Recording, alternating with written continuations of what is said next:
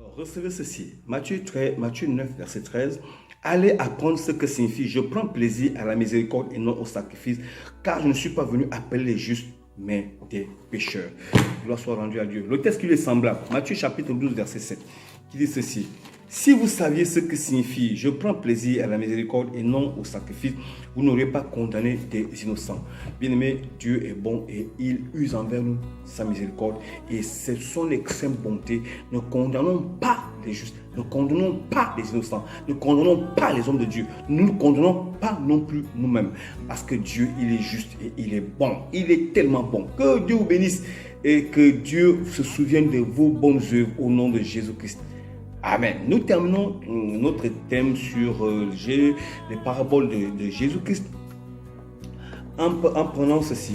2 Corinthiens chapitre 2 verset 14. Grâce soit rendue à Dieu qui nous fait toujours triompher en Christ, qui répand par nous en tout lieu l'odeur de sa connaissance. Nous sommes en effet pour Dieu la bonne odeur de Christ parmi ceux qui sont sauvés et parmi ceux qui périssent. Aux uns une odeur de mort, donnant la mort, aux autres une odeur de vie, donnant la vie, et qui est suffisant pour ces choses. Moi, je suis une odeur de vie parce que j'ai Christ en moi. Je répands partout par l'évangile l'odeur de Christ qui est une odeur de vie. Maintenant, si vous n'êtes pas en Christ, soyez en Christ. Je n'ai pas envie de dire des mauvaises paroles, mais soyez en Christ afin que vous ayez en vous la vie. Soyez bénis. Et c'est un bon exemple, c'est une bonne comparaison pour illustrer combien de fois la parole de Dieu est comme une bonne odeur. Alors, le Seigneur a inspiré Paul pour nous dire ça. Et aujourd'hui, il parle de la parabole du Seigneur.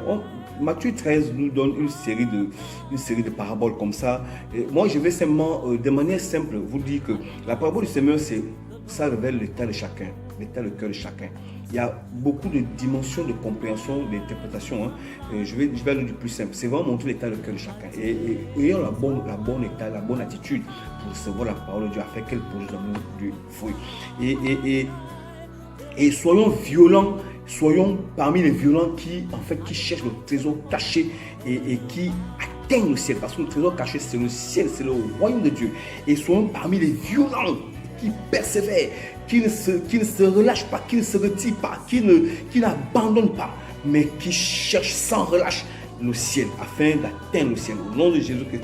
Et soyons ceux-là qui sont parmi les justes. Vous savez, en recevant la parole, nous devons garder la bonne attitude et être juste. C'est ça le filet. Quand le filet prend des poissons, il prend tous les poissons. Maintenant, les bons poissons, le tri se fait par les pêcheurs qui prennent de bons poissons. Et le Seigneur lui-même fait le tri.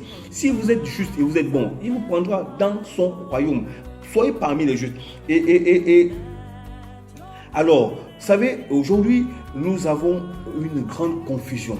Et la confusion est telle qu'aujourd'hui, tout le monde devient prophète, tout le monde devient bishop, tout le monde devient apôtre, tout le monde devient pasteur, tout le monde devient waouh. Et tout le monde est chrétien. C'est fort. Et vous savez, c'est le jour du jugement où les choses vont se clarifier. Et même à l'enlèvement, bien sûr. Parce que aujourd'hui, c'est vraiment la confusion. C'est la parabole de l'ivraie. Et j'ai envie de dire, soyons parmi les justes. Et restons focus sur Christ. Et demandons au Seigneur de nous donner la connaissance de la révélation de sa parole qui est claire, qui donne l'éternel. La Bible déclare que la gloire de Dieu, c'est de cacher les choses. Mais la gloire des rois, c'est de sonder les choses. Soyez bénis ce matin. Célébrez la profondeur au nom de Jésus-Christ.